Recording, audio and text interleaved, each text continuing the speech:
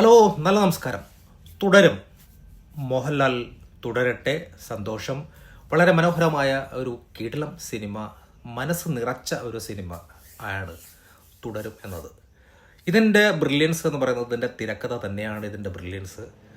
കാരണം ഈ സിനിമ ഓരോ വ്യക്തികളിലേക്കും ഫോക്കസ് ചെയ്ത് അവിടെ നിന്നും ടിസ്റ്റ് അടിച്ച് മറ്റൊരു വ്യക്തികളിലേക്ക് എത്തിച്ചേരുന്ന ആ ഒരു ബ്രില്യൻസ് തന്നെയാണ് ഈ സിനിമയുടെ വിജയം. അത് തിരക്കഥയിലുള്ള വിജയമാണ് ഈ സിനിമ. പിന്നെ ലാലേട്ടൻ്റെയും ശോഭനയുടെയും പെർഫോമൻസ്, പ്രത്യേകിച്ച് ലാലേട്ടൻ്റെ പെർഫോമൻസും അതോടൊപ്പം തന്നെ ജോർജ് സാറിൻ്റെ പെർഫോമൻസും ഒരു രക്ഷയില്ലാത്ത സാധനം. ഇതിലെ ഒരു നെഗറ്റീവ് മാത്രം പറഞ്ഞുകൊണ്ട് ഞാൻ നിർത്താം. ഇതിൻ്റെ ബാക്കിയുള്ള എല്ലാ ഘടകങ്ങളും പറഞ്ഞു നിർത്താം. അവസാനം മോഹൻലാൽ തുടരും എന്ന് പറയുന്ന ആ ഒരു എൻഡ് പഞ്ച് അല്പം ഇതായിപ്പോയി, ഒരു തൃപ്തിയില്ലാതെ പോയി. എല്ലാം നഷ്ടപ്പെട്ട് എല്ലാം നിയമത്തിന് മുൻപിൽ കീഴടങ്ങുന്ന ലാലേട്ടൻ പക്ഷേ മോഹൻലാൽ തുടരും എന്നത് കൊണ്ട് നിർത്തിയപ്പോൾ അതിൽ ഫൈനൽ ടച്ചിൽ ഒന്നുമില്ലാതെ പോയി എന്നുള്ള ഒരു നെഗറ്റീവായിട്ട് എനിക്ക് തോന്നിയത് മാത്രമാണ്. മറ്റതെല്ലാം ഇതിൻ്റെ പോസിറ്റീവ് ഘടകങ്ങൾ തന്നെയാണ്. ഇതിൻ്റെ ഇൻ്റർവെല് വരെയും അതിൻ്റെ ഒരു സ്ലോ ഇതായിട്ടുള്ള കുറേ സാധനങ്ങൾ, സ്വന്തം സിനിമയെ തന്നെ ട്രോളി കൊന്നുകൊല വിളിച്ച് പിന്നെ അതിനെ എങ്ങനെ നന്നായിട്ട് ട്രോളാക്കി മാറ്റാം. അതോടൊപ്പം തന്നെ ഞങ്ങളെപ്പോലുള്ള കുറേ റിവ്യൂസസിൻ്റെ കുറേ വേർഡ്സുകളൊക്കെ സിനിമയിൽ എടുത്തു വെച്ച് ട്രോളിയിട്ടുണ്ട്. പഴയ സിനിമകളിലെ മലൈക്കോട്ടെ വാരിപ്പൻ, അതോടൊപ്പം തന്നെ ഒടിയൻ, പിന്നെ ഏജന്റ്, അങ്ങനെയുള്ള കുറേ സിനിമകളുടെ ഡയലോഗുകളൊക്കെ എടുത്ത് വെച്ചിട്ട് ട്രോളി കൊന്നുകൊല വിളിച്ചിട്ടുണ്ട്. സിനിമയുടെ ചില നല്ല ബ്രില്യൻ്റ് ആയിട്ടുള്ള കുറേ സാധനങ്ങളുണ്ട്. കാരണം നന്നായിട്ട് പഠനം നടത്തി കുറേ സാധനങ്ങൾ, കുറേ പിക്ചർ മോഹൻലാലിൻ്റെ പഴയ ജീവിതത്തെ ഒരു സ്റ്റണ്ട് മാസ്റ്റർ ആണ് എന്ന് പ്രൂവ് ചെയ്യുവാൻ വേണ്ടി, സ്റ്റണ്ട് ആക്ടർ എന്നുള്ള നിലയ്ക്ക് പ്രൂവ് ചെയ്യുവാൻ വേണ്ടിയുള്ള ആ ഒരു ശ്രമത്തിൻ്റെ ഭാഗമായിട്ട് ഒരുപാട് റെഫറൻസൊക്കെ നടത്തി കുറേ സാധനങ്ങൾ, ഫോട്ടോസൊക്കെ കാണിക്കുന്നുണ്ട്. ശോഭനയുടെയും മോഹൻലാലിൻ്റെയൊക്കെ കുറേ ഫോട്ടോ ഒക്കെ കാണിക്കുന്നുണ്ട്. അത് നല്ല കിടിലം സാധനമായിരുന്നു. അതോടൊപ്പം തന്നെ ഓരോരുത്തരുടെയും പെർഫോമൻസ്, ആ പെർഫോമൻസിലൂടെ ആ കഥയ്ക്ക് വരുന്ന ട്വിസ്റ്റ് അത് ഭയങ്കര ബ്രില്യൻ്റാണ്. ആദ്യം ബിനു പപ്പലിലേക്ക് നമ്മുടെ ശ്രദ്ധ മുഴുവനും എത്തിക്കുകയും അവിടെ നിന്നും ഒരു കഞ്ചാവ് പയ്യനിലേക്കും അവിടെ നിന്നും മോഹൻലാലിൻ്റെ മകനിലേക്കും അതോടൊപ്പം തന്നെ അവസാനം നമ്മുടെ ജോർജ് സാറിലേക്കുമൊക്കെ. ജോർജ് സാർ പാവമാ എന്ന് നമ്മൾ വിചാരിക്കേണ്ട. ജോർജ് സാർ പാവമൊന്നുമല്ല, നല്ല കിടിലം വില്ലനായിരുന്നു ജോർജ് സാറ്. അതിൽ യാതൊരു സംശയമില്ല.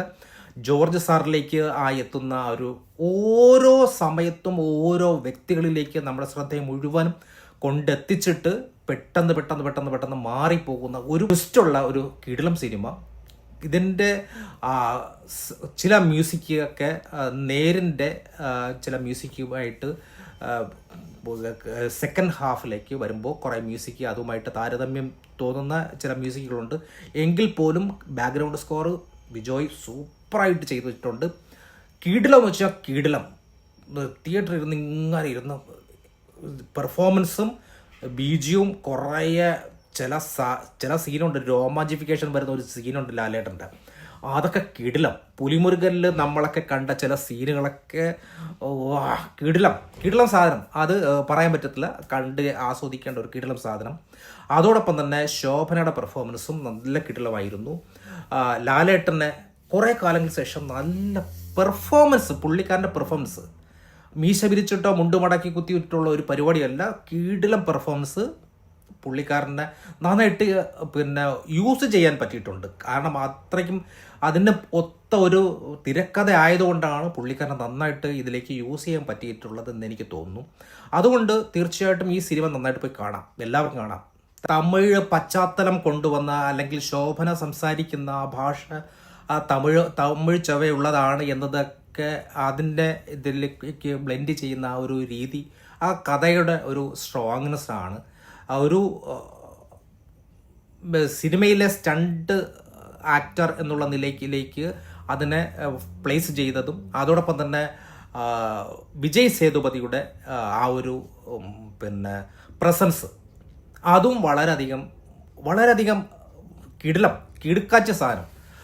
അതോടൊപ്പം തന്നെ മാസ്റ്ററായിട്ട് ഇത് ചെയ്ത പഴയ ഒരുപാട് തമിഴ് സിനിമകളുടെ ഡയറക്ടറായിട്ടുള്ള അദ്ദേഹത്തിൻ്റെ ആ ഒരു പ്രസൻസ്, അങ്ങനെ ഒരുപാട് പേരുടെ പ്രസൻസ്, ചെറിയ റോളുകളാണെങ്കിൽ പോലും അവരുടെ പ്രസൻസ് ഈ സിനിമയ്ക്ക് വളരെയധികം ഗുണം ചെയ്തിട്ടുണ്ട്.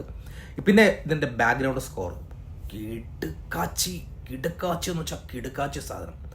അത് പ്രത്യേകിച്ച് ഇൻ്റർവെല് കഴിഞ്ഞതിന് ശേഷം ഈ സിനിമയുടെ ഒരു ഹൈപ്പ് ഉണ്ടല്ലോ, ഒരു വെരി ഹൈ ആണ്. ഈ സിനിമയുടെ സ്റ്റോറി ബേസ് ആയിരുന്നാലും പെർഫോമൻസ് ചെയ്തായിരുന്നാലും ലാലേട്ടൻ്റെ ഒരു ഹൈ രീതിയിലുള്ള പെർഫോമൻസും അതോടൊപ്പം തന്നെ ഇതിൻ്റെ സ്റ്റോറിയും വെരി ഹൈ ആണ് ഇൻ്റർവെല് കഴിഞ്ഞതിന് ശേഷം. ആ ഒരു ഇത് സീറ്റ് എഡ്ജ് പെർഫോമൻസും നമുക്ക് ഇരിക്കാൻ പറ്റാത്ത ഒരു രീതിയിലാണ് ആ സിനിമയുടെ ഒരു പോക്ക്. അതിന് തരുൺമൂർത്തിയെ കിടിലം എന്ന് മാത്രം പറയാനുള്ളൂ.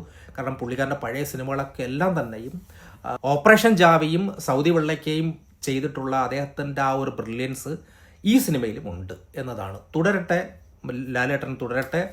എല്ലാവർക്കും പോയി കുടുംബസമേതം കാണാവുന്ന, എല്ലാവർക്കും സൂഹിക്കുന്ന ഒരു കിടിലം സിനിമ ആയിട്ട് ആണ് എനിക്ക് തോന്നിയത്. പിന്നെ മറ്റേ നമ്മുടെ ദൃശ്യത്തിലെ സഹദേവൻ്റെ കുറേ പെർഫോമൻസൊക്കെ ഇതിലൊക്കെ വന്ന് കയറിപ്പോയിട്ടുണ്ട്. അത് ആരും കാണാതെ കയറ്റി വിട്ടാൻ ശ്രമിച്ചിട്ടുണ്ട്.